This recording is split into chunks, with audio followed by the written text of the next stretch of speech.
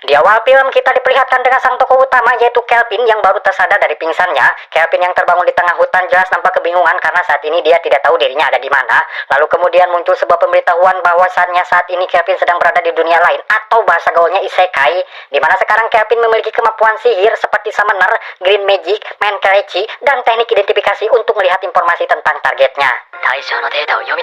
Sejak pertama kali pindah ke dunia lain, Kelvin nyatanya bisa berkomunikasi dengan seorang dewi melalui telepati. Hal ini dikarenakan Kelvin sudah membuat kontrak dengan sang dewi reinkarnasi dan menjadikannya sebagai makhluk panggilannya.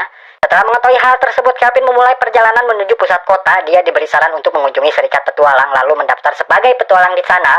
Ketika Kelvin sedang berada di perjalanan, Dewi Melpina sedikit ngajak ngawangkong atau mengajak ngobrol Kelvin, di mana si Dewi mengatakan beberapa hal yang mana sebelum bereinkarnasi, Kelvin sudah jatuh cinta kepada Melpina. Makanya dia sangat bersikeras dan membujuknya supaya Melpina bisa ikut berpetualang bersamanya. Setelah mendengar hal itu, Kelvin sangat penasaran dan ingin segera menemui Melpina. Namun untuk saat ini Kelvin hanya bisa mendengar suaranya saja. Hal itu dikarenakan karena keterampilan Kelvin yang masih belum cukup untuk bisa memanggil wujud Dewi Melpina. Saat tiba di serikat petualang, Kelvin mulai melakukan pendaftaran sebagai petualang. Setelah berhasil mendaftar, Kelvin mulai menjalankan misi pertamanya. Kelvin bertugas untuk mengalahkan monster yang cukup lemah dan akan mencoba kemampuan pemanggilnya. Awalnya Kelvin mengira bisa dengan mudah mengalahkan slime tanpa harus membunuhnya, di mana ia hanya menggunakan tongkat sihir biasa yang tidak memiliki daya serang. Namun ternyata perkiraannya salah besar, di mana pergerakan si slime yang cepat membuat Kelvin cukup kesulitan, di mana serangannya tidak ada satupun yang mengenai slime tersebut. Namun meski kesulitan, Kelvin tetap berusaha dan terus melawannya hingga pada akhirnya ia berhasil menyerang slime dan membuat pergerakan slime itu menjadi lemah. Di saat itulah Kelvin mulai menggunakan kekuatan pemanggil. Dengan demikian misi pertamanya sebagai petualang pun berhasil diselesaikan. Menurut Dewi reinkarnasi Melpina, Kelvin mengorbankan ingatan di dunia sebelumnya untuk ditukar dengan keterampilan atau kekuatan di dunia lain. Dengan menyelesaikan misi setiap hari, maka level Kelvin dan monster panggilannya sudah meningkat lebih tinggi. Setelah menyelesaikan misi dengan jumlah yang cukup banyak, peringkat petualangnya pun bisa meningkat dengan pesat, di mana hal itu mengakibatkan munculnya rasa iri, dengki, cemburu dari para petualang lain. Di mana karena hal itu membuat salah satu petualang terkuat serikat itu berencana untuk menjebak Kelvin dengan cara mengajak Kelvin untuk menyelesaikan misi berbahaya, lalu akan membunuh Kelvin ketika Kelvin fokus dengan misinya.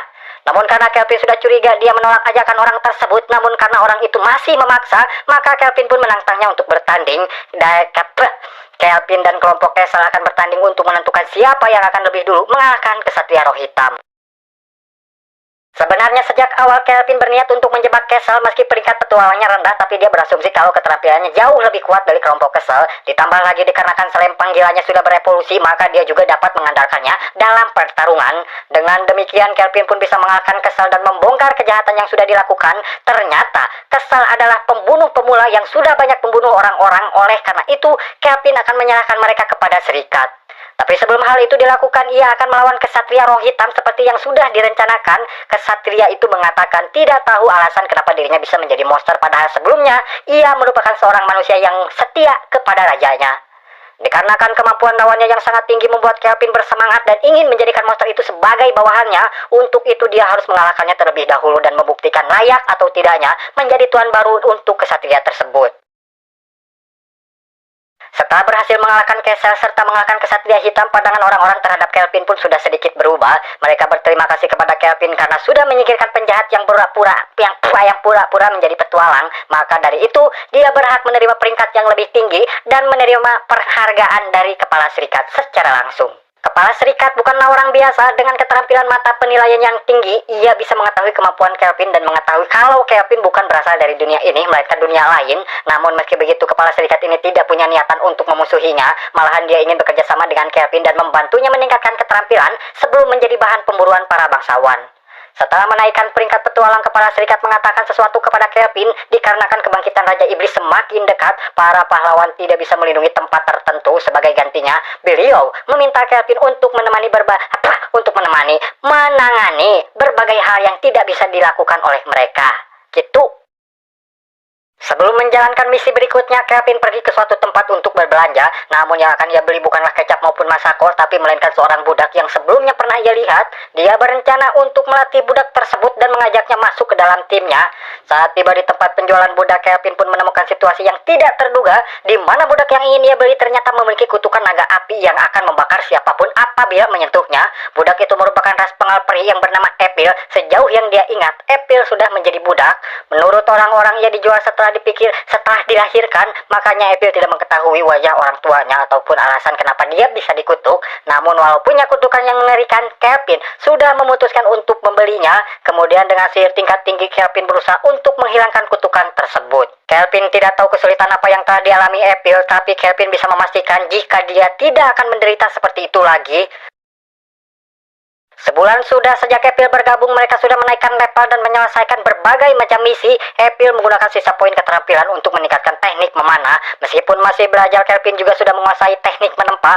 Ia berharap bisa meningkatkan perlengkapan untuk mempermudah dalam pertarungan. Karena Kelvin sudah menyelesaikan banyak misi, maka tinggal satu langkah lagi untuk menaikkan levelnya ke peringkat A. Sebelum Kelvin menaikkan peringkatnya, petugas sedikit yang bernama Asep mengajak mereka ke suatu kafe. Dengan ini mereka sedikit bersantai sambil menikmati kue di wilayah kota. Namun tiba-tiba saja ada bangsawan yang mencari masalah. Selain mengacaukan liburan mereka, bangsawan itu juga memerintahkan Kelvin agar menyerahkan dua perempuan yang bersamanya. Tentu saja Kelvin tidak bisa membiarkannya begitu saja. Meskipun bangsawan itu adalah pangeran sekalipun, Kelvin tetap akan melawannya. Di tempat yang berbeda, seorang pendeta mendapat perintah baru dari Melpina. Melpina memerintahkan para pahlawan untuk mengatasi masalah di benua barat dan melarang mendekati wilayah Part. Sedangkan Kelvin yang beristirahat di penginapan membicarakan sesuatu dengan bawahannya. Nampaknya Epil sudah menyukai majikannya sejak kali bertemu. Ia bilang menyukai Kelvin sebagai majikan dan juga sebagai seorang pria. Makanya dia merasa sedih kalau Kelvin tidak tertarik kepadanya. Kelvin bilang ke Epil itu adalah gadis yang sangat mempesona. Pernyataan Kelvin itulah yang bisa menenangkan kembali hati Epil seperti sedia kala.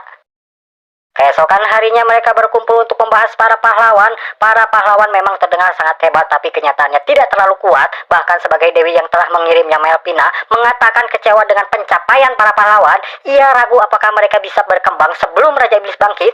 Dibandingkan dengan para pahlawan, Kelvin dengan yang lainnya jauh lebih baik.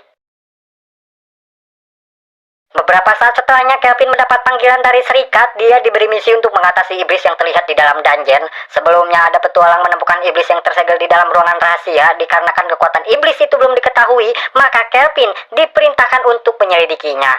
Misi kali ini sangatlah berbahaya, tapi Kelvin tidak punya pilihan lain selain menerimanya. Kemudian ketika mereka tiba di tempat tujuan, mereka menemukan dua iblis, yaitu putri dari Raja Iblis dan iblis tingkat tinggi yang sedang menjaganya. Dikarenakan Kelvin belum pernah menemui monster sekuat itu, dia tersenyum dan menunjukkan ekspresi wajah yang sangat tidak biasa. Nampaknya ketika dia dihadapkan dengan musuh yang lebih kuat, dia tidak putus asa tapi malah bersemangat melebihi batasnya. Beberapa saat setelahnya musuh mulai menyerang dengan mengarahkan pasukan Edge. Meski kelompok Kelvin kalah jumlah, tapi masih bisa mengungguli kekuatan musuh-musuhnya. Pada akhirnya iblis itu bisa dikalahkan setelah terkena serangan gabungan. Dari pertarungan itu Kelvin bisa belajar kalau tidak semua iblis punya niatan jahat. Ternyata musuh yang baru saja dikalahkannya sudah melindungi majikannya dengan sungguh-sungguh. Putri Raja Iblis bernama Sera sengaja disembunyikan dan disegel agar tidak ada yang melukai. Apabila keberadaannya sudah terbongkar, maka tidak pahlawan saja yang akan mengincarnya, tapi iblis juga akan membunuhnya. Selama orang yang menemukannya bukanlah pahlawan, tidak akan jadi masalah. Oleh karena itu Raja Iblis Gustad memutuskan membuat segel yang hanya bisa dibuka oleh manusia. Penyebab itulah kenapa Sera berada di tempat tersebut. Semua itu dilakukan agar Sera bisa bertahan hidup di era kedamaian. Karena Kelvin sangat kuat dan dipercaya oleh rekannya, penjaga putri Raja Iblis itu pun memintanya supaya Sera ikut bergabung bersama mereka. Dengan demikian maka Kelvin bisa mendapatkan pelayan baru yang sangat kuat, ditambah Sera adalah seorang penerus putri Raja Iblis. Selama ini Sera belum pernah melihat dunia luar, makanya dia terlihat sangat bahagia ketika diajak Kelvin mengunjungi kota. Lalu setelah Kelvin tiba di kedai makanan, suasananya semakin meriah karena kemampuan menempanya sudah berperingkat S. Kelvin pun memutuskan untuk menciptakan perlengkapan baru kepada bawahannya. Sera mendapatkan perlengkapan yang dibuat dari tubuh Victor. Pedang sihir berperingkat tinggi diberikan kepada Gelerar, sedangkan untuk Epil akan ditunjukkan saat pertarungan. Di waktu bersamaan tiba-tiba Kelvin ingin memakan keju, namun karena sejak awal tidak pernah menemukan keju, mereka pun pergi ke tempat bernama Toraj untuk mencari berbagai tumbuhan yang persis seperti beras. Saat di tengah perjalanan ada sekelompok bandit yang mengepungnya, para bandit itu tentu saja bukan tandingannya, oleh karena itu mereka bisa langsung dikalahkan meski Sera saja yang melawan.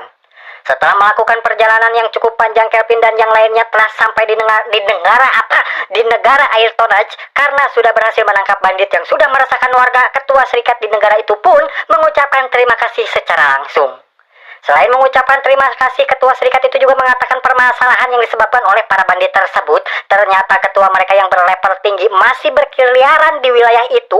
Setelah mendengar musuhnya hanya berlevel 70, semangat Kelvin pun jadi menurun dengan drastis, di mana dia berharap bisa menghadapi musuh yang lebih kuat dari itu. Berhubung para pahlawan sedang berada di dekatnya, dia pun memutuskan untuk menyerahkan semuanya kepada mereka, sedangkan Kelvin dan yang lainnya akan membersihkan markas dan menyiapkan tempat pertarungan untuk para pahlawan.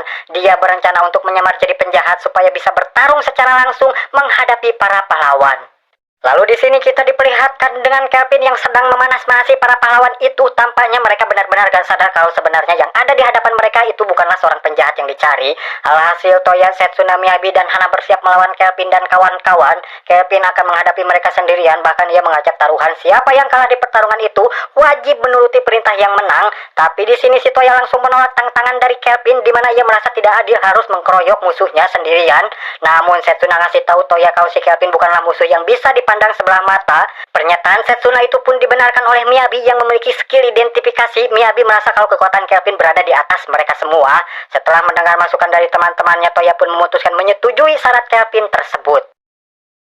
Mereka pun beristirahat terlebih dahulu sebelum memulai pertarungan. Sera pun protes di mana dia sangat ingin bertarung melawan para pahlawan dan ingin menjajal kemampuannya. Tapi di sini Kelvin melarang Sera bertarung melawan para pahlawan dan malah menyuruh Sera makan makanan bekal yang sudah disiapkan Epil. Epil pun tidak setuju ide Kelvin yang ingin menghadapi mereka sendirian karena Epil merasa kalau job Kelvin yang asalnya cuma support tidak cocok untuk pertarungan seperti ini. Apalagi Kelvin belum paham dengan skill-skill para pahlawan itu, tapi Kelvin langsung menenangkan Epil dan berkata kalau pertarungan ini memang sengaja dilakukan Kelvin buat mengukur sejauh mana kekuatannya berkembang. Apalagi dia mempunyai senjata level S yang bernama Interplague. Senjata itu dibuat Kelvin untuk situasi seperti ini. Akhirnya pertarungan mereka pun dimulai. Keempat pahlawan langsung mensaman pelindung mereka masing-masing, di mana roh itu berfungsi melindungi mereka dari serangan sihir musuh. Tapi Kelvin sama sekali gak sian atau takut, di mana dia langsung menyerang mereka pakai skill-skillnya. Setsuna pun cukup kaget dengan tindakan Kelvin karena gak biasanya penyihir punya keterampilan layaknya kesatria berpedang. Dan ternyata Kelvin bertujuan untuk menggunakan senjata barunya ke tubuh Miyabi. Senjata skill Interplague yang berasal dari tubuh Victor ternyata memiliki kemampuan untuk mengcopy skill musuh. Kelvin bisa mengcopy maksimal 2 skill musuh dengan senjata tersebut, dan Kelvin berhasil mengcopy skillnya Miyabi bernama Parallel Mai. Dan ternyata Kelvin juga sudah mengcopy salah satu skill dari Sera, tapi giliran Geliar menanya, Sera tidak menjawab skill apa yang sudah dicopy oleh Kelvin. Terus Toya yang panik melihat keadaan Miyabi pun menyuruh kedua temannya untuk menyembuhkan luka dan melindungi Miyabi, sedangkan Toya langsung menyerang Kelvin. Tapi di sini Kelvin yang tidak punya kemampuan bertarung jarak dekat pun bisa mengeluarkan skill tangan kosong yang sangat hebat.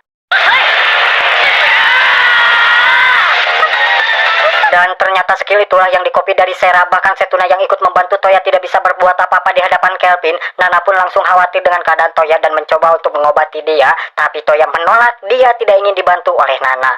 Tentu saja Setsuna langsung menampilin Toya, di mana di sini Setsuna sudah muak karena Toya selalu mementingkan keadilan tanpa memikirkan keadaan sendiri. Bahkan Toya selalu ingin menyelesaikan suatu misi seorang diri, padahal mereka dulunya sekolah di tempat yang sama dan dipanggil ke Isekai secara bersamaan.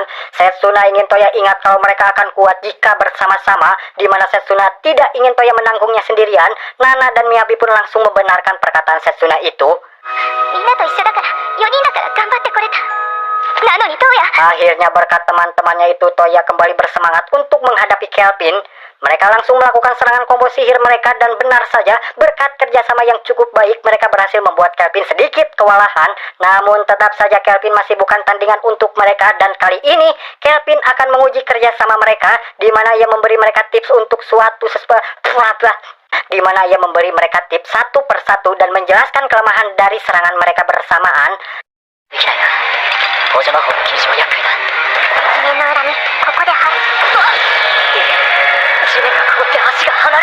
Namun lagi dan lagi Kelvin berhasil lepas, dan di sini Kelvin berniat mengakhiri pertarungan tersebut dengan kecepatan press. Kelvin langsung mengalahkan mereka satu persatu.